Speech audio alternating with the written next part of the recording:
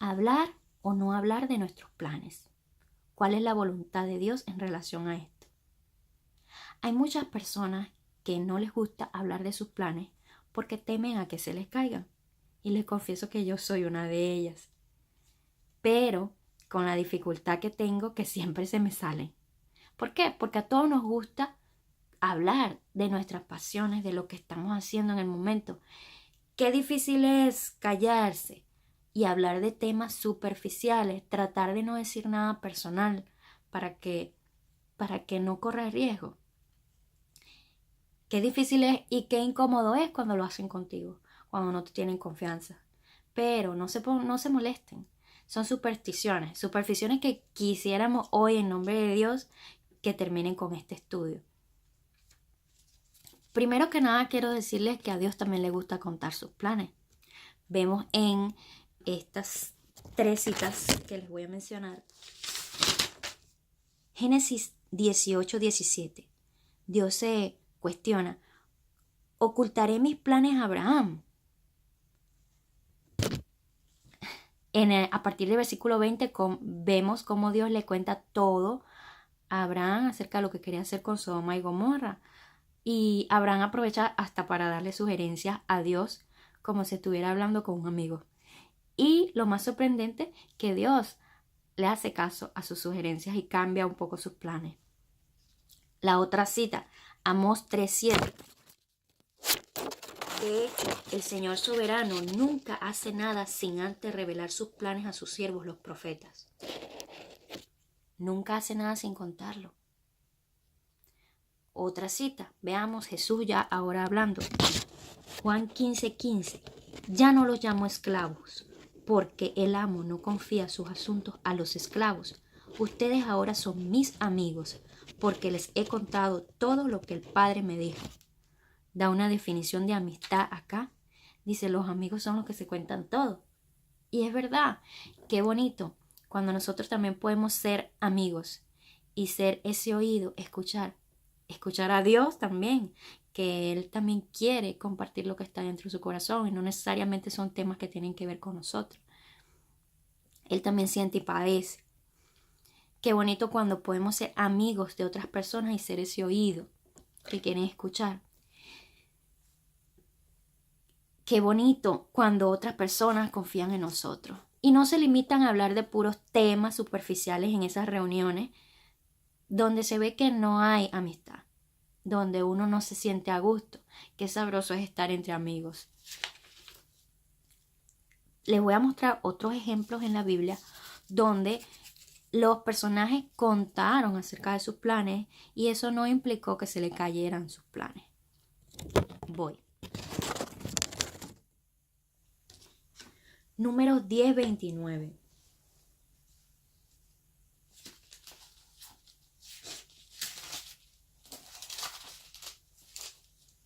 Un día Moisés le dijo a su cuñado Jobab, hijo de Reuel el madianita: vamos en camino al lugar que el Señor nos prometió, porque Él nos dijo: yo se lo daré a ustedes. Ven con nosotros y te trataremos bien, porque el Señor ha prometido maravillosas bendiciones para Israel. Un amigo hace eso, un amigo te cuenta y te invita. Mira, hay algo bueno por allá, vamos, ven conmigo. Y no por haberlo contado se le cayó. Su cuñado a la final no fue con él y Moisés fue. Moisés fue y Dios cumplió su promesa. ¿Qué pasó con el pueblo de Israel? Le cumplió la promesa 40 años después, pero fue porque el pueblo de Israel fue bastante rebelde, que llevó a Dios hasta la coronilla. No fue una vez que desconfió de Dios, fue muchas veces en todo ese caminar. Entonces, lo sigo llevando por las citas bíblicas. Génesis 24:28.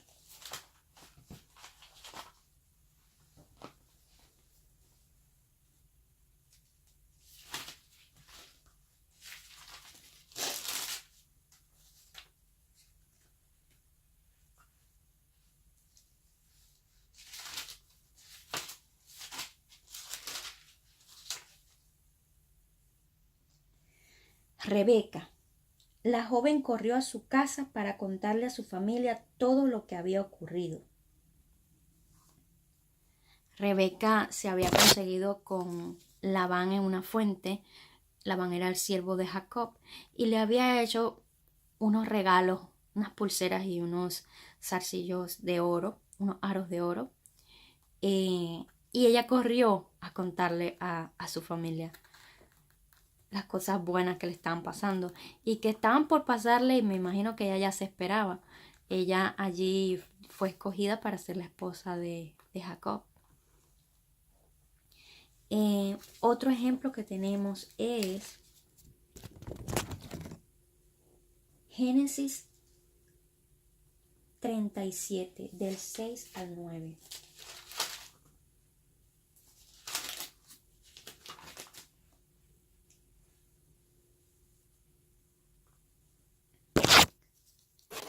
Aquí es José. Le dice a sus hermanos: escuchen este sueño. Resulta que estábamos en el campo atando gavillas de grano. De repente mi gavilla se levantó y las gavillas de ustedes se juntaron alrededor de la mía y se inclinaron ante ella. Sus hermanos respondieron: ¿así que crees que serás nuestro rey, no es verdad? ¿De verdad piensas que reinarás sobre nosotros? Así que lo odiaron aún más debido a sus sueños y a la forma en que los contaba. Al poco tiempo José tuvo otro sueño y de nuevo se lo contó a sus hermanos. Escuchen, tuve otro sueño, les dijo. El sol, la luna y 11 estrellas se inclinaron ante mí. Esta vez él contó el sueño a su padre, además de a sus hermanos, pero su padre lo reprendió. Habló de que 11 estrellas y el sol se arrodillaban ante él. Con la casualidad que sus hermanos eran 11 también, con él 12. Por eso fue que sus hermanos le agarraron tanto odio. Pero José no tenía culpa de los sueños que él tuvo, simplemente los contó. Tampoco es que creía que iban a suceder, simplemente los contó. Con la sorpresa que esos sueños se cumplieron a la final. Pero miren lo que pasó antes. En Génesis 37, 19 dicen los hermanos: aquí viene el soñador, dijeron. Vamos, matémoslo y tirémoslo en una de esas cisternas. Podemos decirle a nuestro padre: un animal salvaje se lo comió. Entonces veremos en qué quedan esos sueños. Vamos a ver en qué quedaron esos sueños.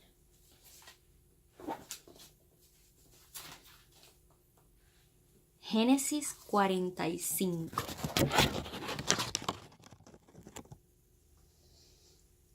Del 4 al 8.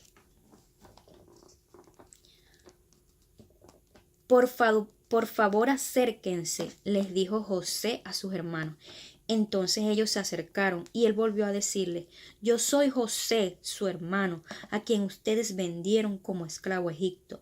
Pero no se inquieten ni se enojen con ustedes mismos por haberme vendido. Fue Dios quien me envió a este lugar antes que a ustedes, a fin de preservarles la vida. El hambre que ha azotado la tierra estos 2 últimos años durará otros 5 años más, y no habrá ni siembra ni siega.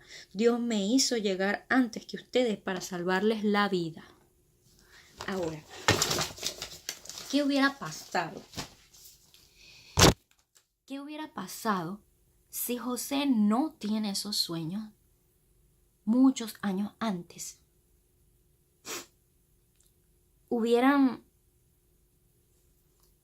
Primero no hubieran vendido a José, porque no creo que le hubieran agarrado tanta idea, tanta rabia.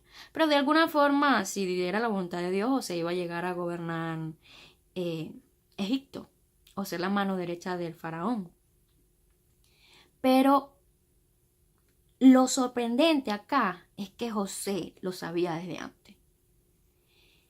Y esto comprueba que existe alguien más poderoso que José, que se lo reveló desde antes. Entonces aquí está la intención de Dios en que uno cuente las cosas.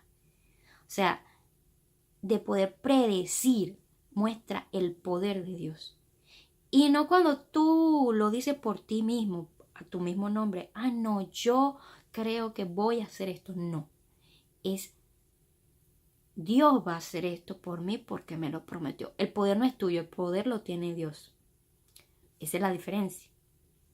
Y eso es lo que hace que a la final la gloria se la lleve Dios. Fue lo que pasó con José y con sus 11 hermanos. Ahora, continuamos.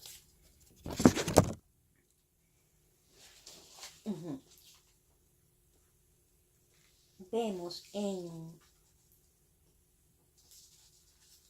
Éxodo 9:12.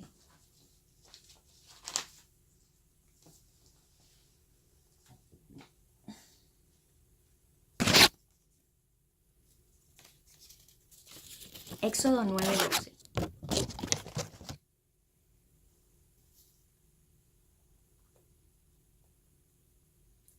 Pero el Señor endureció el corazón del faraón, y tal como el Señor había dicho a Moisés, el faraón se negó a escuchar.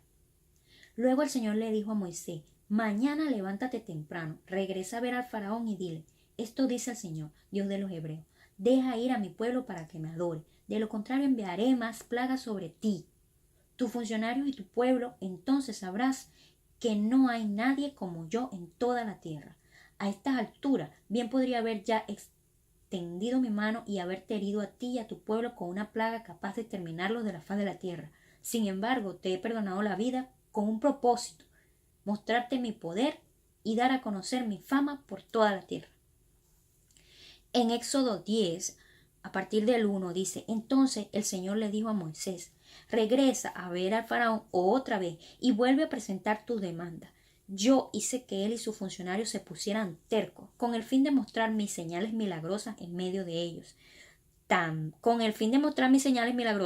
También lo hice para que ustedes pudieran contarle a sus hijos y a sus nietos acerca de cómo puse en ridículo a los egipcios, acerca de las señales que realicé en medio de ellos, y para que ustedes sepan que yo soy el Señor.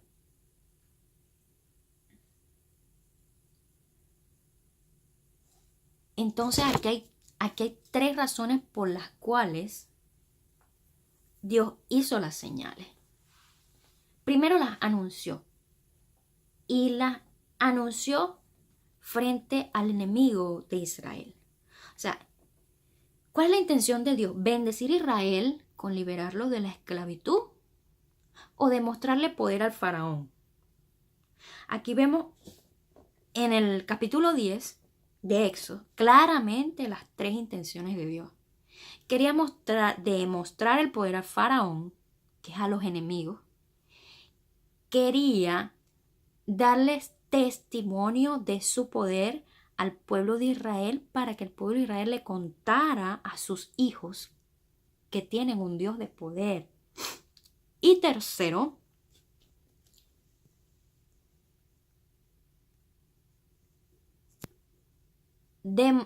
dejar a Egipto en ridículo. ¿Cómo lo deja en ridículo? Porque Faraón creía que tenía poder para retener al pueblo de Israel, pero quedó en ridículo. Quedó en ridículo porque Dios envió 7 plagas. O sea, y de paso después abrió el mar. ¿Qué poder se compara con un Dios que abre el mar para sacar al pueblo de Egipto, de Israel? O sea, quedaste en ridículo, no tienes poder. Esas 7 plagas sirvieron para esas 3 cosas. Esos eran los 7 propósitos de Dios. Entonces Dios tiene propósito con tus enemigos, mostrarle el poder a tus enemigos. Tiene propósito contigo, mostrarte el poder a ti. Y tiene propósito con tus hijos, mostrarle el poder a tus hijos. Dejar en ridículo a las personas que quieren hacerte daño. O sea, son muchos propósitos. Y si tú no cuentas las cosas antes, es como si te hubieran pasado por casualidad, o es como si te hubieran pasado por tus propios méritos, por tus propios esfuerzos. Ahora, si tú le das la gloria a Dios desde un principio, entonces la gente va a poder darse cuenta que existe un Dios de poder al cual tú sirves.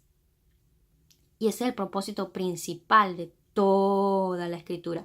Dice: buscad primeramente el reino de Dios y lo demás os será por añadidura. Buscar el reino de Dios es que la gente crea. Nosotros también podemos ver cuál es la voluntad de Dios en esta cita.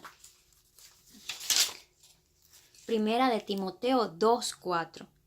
Dios quiere que todos, incluyendo los enemigos, Dios quiere que todos se salven y lleguen a conocer la verdad.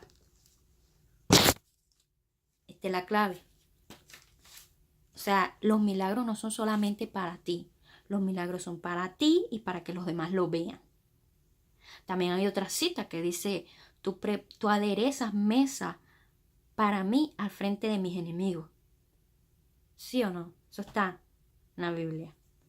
No es nada más para ti, no es nada más para que tú te comas la cena sabrosa que te aderezó el Señor. Es para que los demás vean que te la estás comiendo. Y ellos también van a desear. La intención es esa, no es maldad de que te vean comiendo. Ellos también van a desear tener el mismo Dios que tú tienes.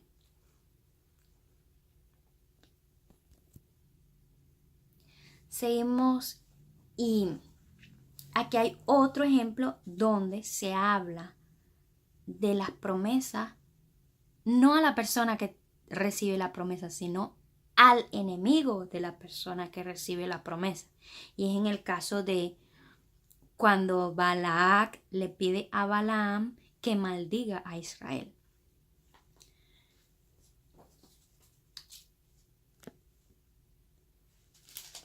Números 23 del 19 en adelante. Dios no es un hombre, por lo tanto no miente. Esto se lo dice Balaam a Balac. Él no es humano, por lo tanto no cambia de parecer. ¿Acaso alguna vez habló sin actuar? ¿Alguna vez prometió sin cumplir? Escucha, yo recibí la orden de bendecir. Dios ha bendecido y yo no puedo revertirlo. Ninguna desgracia está en su plan para Jacob. Ningún problema espera a Israel, pues el Señor su Dios está con ellos. Él ha sido proclamado su rey. Dios los sacó de Egipto. Para ellos Él es tan fuerte como un buey salvaje. Ninguna maldición puede tocar a Jacob, ninguna magia ejerce poder alguno contra Israel, pues ahora se dirá de Jacob, qué maravillas ha hecho Dios por Israel. Ninguna envidia puede contra los planes de Dios para sus hijos. Y eso se lo está diciendo un profeta de Dios a un enemigo. ¿Para qué? ¿Con qué intención hablar de las bendiciones de los hijos de Dios al frente de sus enemigos? ¿Por qué no más bien, no, listo, me tengo que ir, bye? Ya, quedarse callado, reservado. No quiero hablar de las bendiciones de Israel porque, ay no, este es el enemigo. Lo envidia y pierde sus bendiciones. No, la Biblia no dice eso. Así que quítense ese miedo, hablen de las promesas, si Dios le ha hecho promesas, sin temor. Pero, ¿cómo tomar valor para proclamar una promesa de Dios? ¿Cómo estar tan segura de que no voy a quedar en vergüenza? Quedo en vergüenza, ¿por qué? Porque después van a pensar que yo estoy loca. Pero les quiero dar otros ejemplos en la Biblia para ver cómo manejamos esta situación.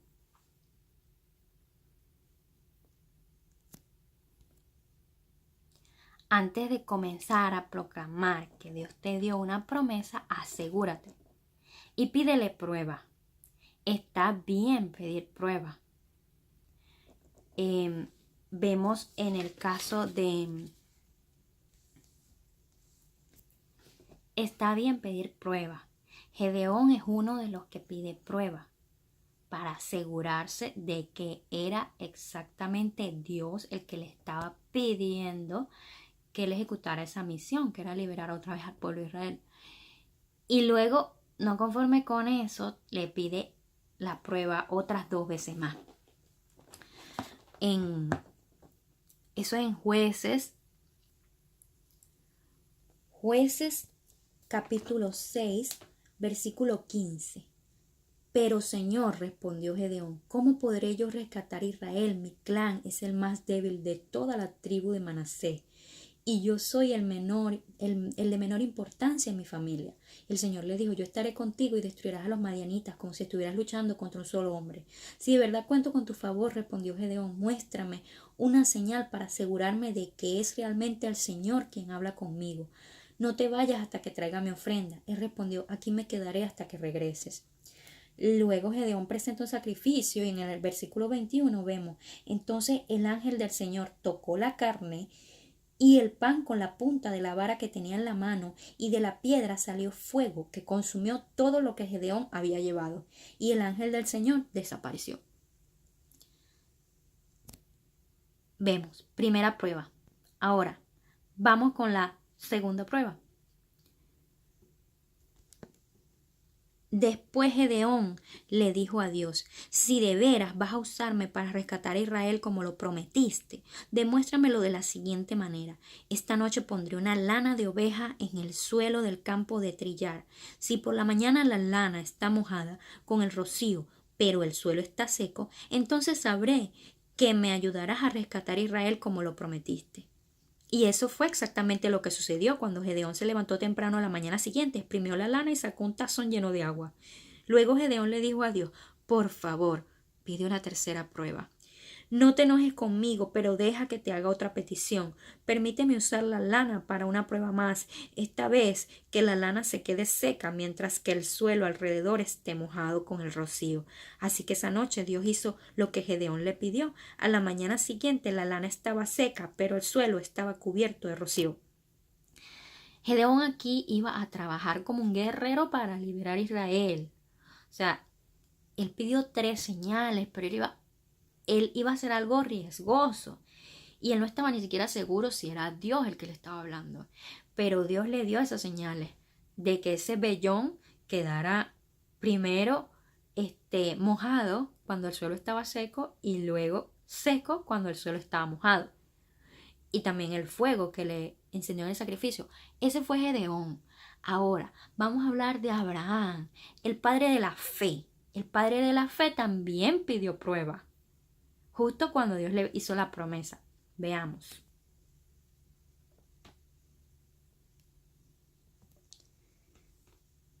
Entonces el Señor llevó a Abraham afuera y le dijo, mira al cielo y si puedes cuenta las estrellas. Ese es el número de descendientes que tendrás. Y Abraham creyó al Señor y el Señor lo consideró justo debido a su fe. Esa fue la primera promesa que Dios le dio. Abraham la creyó. Pero continúa. Entonces el Señor le dijo, yo soy el Señor que te sacó de Ur de los Caldeos para darte esta tierra como posesión. Segunda promesa. Pero Abraham respondió, oh Señor soberano, ¿cómo puedo estar seguro de que realmente voy a poseerla? Y el Señor le dijo, tráeme una novilla de 3 años, o sea, tráeme un sacrificio. Entonces Abraham le presentó todos los animales, luego partió a los animales y luego Abraham se durmió profundamente. Después el Señor le dijo a Abraham, ten por seguro que tus descendientes serán extranjeros en una tierra ajena donde los oprimirán como esclavos durante 400 años. Pero yo castigaré a la nación que los esclavice y al final saldrán con mucha riqueza. En cuanto a ti, morirás y serás enterrado en buena vejez. Cuando hayan pasado 4 generaciones, tus descendientes regresarán aquí a esta tierra porque los pecados de los amorreos no meritan aún su destrucción. Después que el sol se puso y cayó la oscuridad, Abraham vio un horno humeante y una antorcha ardiente que pasaba entre las mitades de los animales muertos. Entonces el Señor hizo un pacto con Abraham aquel día y dijo, yo he entregado esta tierra a tus descendientes desde la frontera de Egipto hasta el gran río Éufrates. Aquí otra vez dio prueba de que estaba haciendo la promesa de entregarle la tierra a los descendientes de Abraham y lo demostró con fuego en el sacrificio.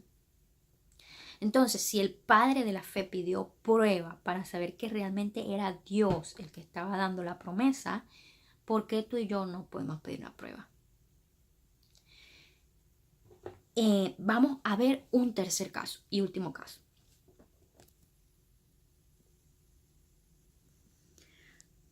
Mientras tanto los discípulos, eso es Mateo capítulo 14 del 24 en adelante. Mientras tanto, los discípulos se encontraban en problemas lejos de tierra firme, ya que se había levantado un fuerte viento y luchaban contra grandes olas.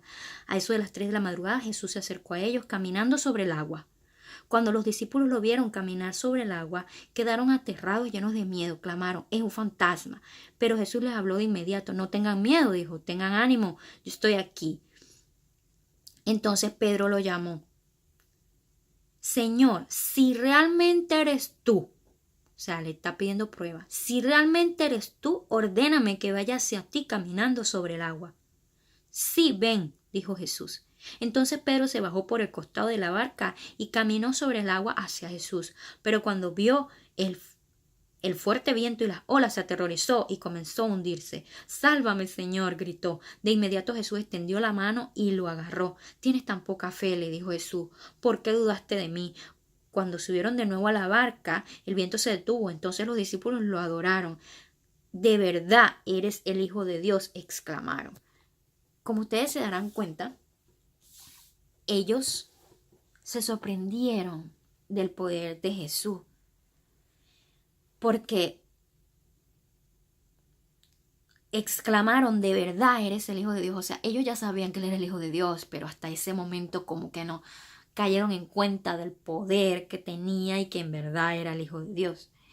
Entonces ellos recibieron una prueba, y esas pruebas fueron las que les ayudaron a ser los testigos de Dios, los testigos del poder de Dios, del poder de Jesús.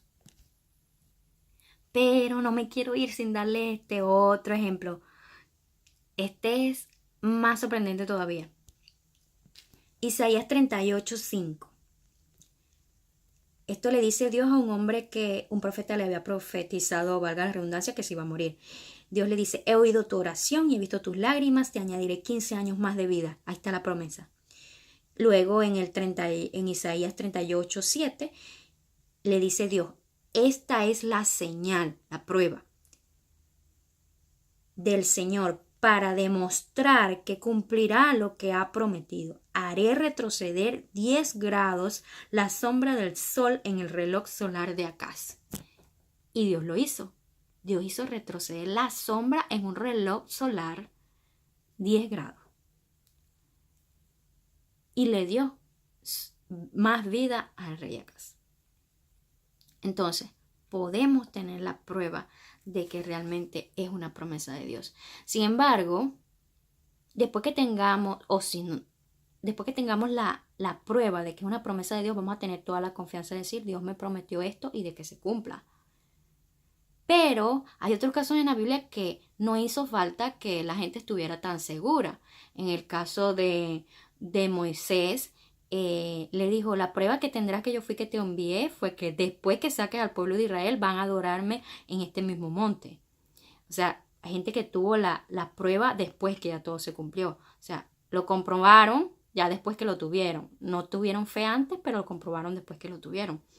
Está el otro caso de Rebeca, que dice: comprobó que tenía gemelos cuando dio a luz. Dios ya le había dicho que iba a tener gemelos, pero ya no lo sabía con seguridad. O sea, hay momentos en que tú compruebas ya después. Pero hay momentos en que Dios te quiere dar un adelanto de esa promesa. Una prueba de que en realidad va a pasar. ¿Y para qué más puede ser sino para que tú lo cuentes? Como le dio los sueños a José, como le dio la prueba del reloj de Acaz, como le dio ese incentivo a este guerrero, a Gedeón, para que luchara con fuerza. Le dio un adelanto: mira, sí, vas a poder ganar esas guerras. No vas a quedar en ridículo. Esas fueron las pruebas. Yo lo he hecho unas cuantas veces porque he tenido pruebas. Cuando yo a los 18 años sabía, Dios me había prometido que Jorge iba a ser mi esposo. Muchas personas se lo dije, y ni creían ni no creían porque no había pasado tiempo, pero ya cuando habían pasado, yo esperé por Jorge 7 años. 7 años que fueron toda mi temporada en la universidad, 7 años sin novio. 7 años esperando en esa promesa y diciéndoselo a la mayoría de las personas que conocía. ¿Por qué? Porque yo había recibido pruebas, muchas, muchas. En oración Dios me había dado cosas así como sorprendentes que tú no puedes confundir con casualidades. De que Jorge era. Y bueno, así fue eso y, y Dios cumplió, por eso yo me arriesgué. Ahora esta vez me quiero arriesgar otra vez porque he tenido prueba de que Dios me prometió. Y es un trabajo para que apliqué en relación a la disposición de residuos sólidos en Amazon. Yo ya había aplicado antes a 3 posiciones, he ido ya a 3 entrevistas y en 3 entrevistas me han rechazado. Las 3 anteriores han tenido que ver con computación. Esta por supuesto me gusta más porque tiene que ver con ambiente. Y Dios me dijo que me lo iba a regalar. Se me repitió cuando abro la Biblia, como ustedes saben que yo hablo la Biblia, y se me repitió la palabra regalo 2 veces en una oración y en otra oración otro día se me repitió la palabra 2 veces también. Enseguida que yo le preguntaba si Dios me lo estaba dando ese trabajo. Entonces quiero decirle que sí, que Dios me prometió ese trabajo, que se trata de el manejo y disposición de residuos sólidos en Amazon. Y también quería decirles que este sí y no los 3 anteriores, pero este sí. Otra promesa que me dio es, bueno, desde los 18 años, Dios me prometió que yo iba a tener un hijo con Jorge Alexander. Eso no se ve fácil. Eso no se ve fácil, ¿por qué? Porque ya les cuento que yo tengo desde marzo del año pasado, o sea, más de un año, sin cuidarme. Y no hemos quedado embarazados. O ahora en marzo de este año Dios me volvió a hablar de algo como de un embarazo y yo espero en Dios. Espero en Dios lo que Él quiera y cuando Él quiera. Pero quería contarles de que fue una promesa y si se tarda, no importa lo que se tarde. Con Abraham y con Sara se tardó creo que más de 20 años para cumplir esa promesa de tener un hijo. Y bueno, espero en eso. Y en la promesa del trabajo. Bueno, eso era todo lo que les quería contar por ahora. Hasta la próxima. Un abrazo. Bye.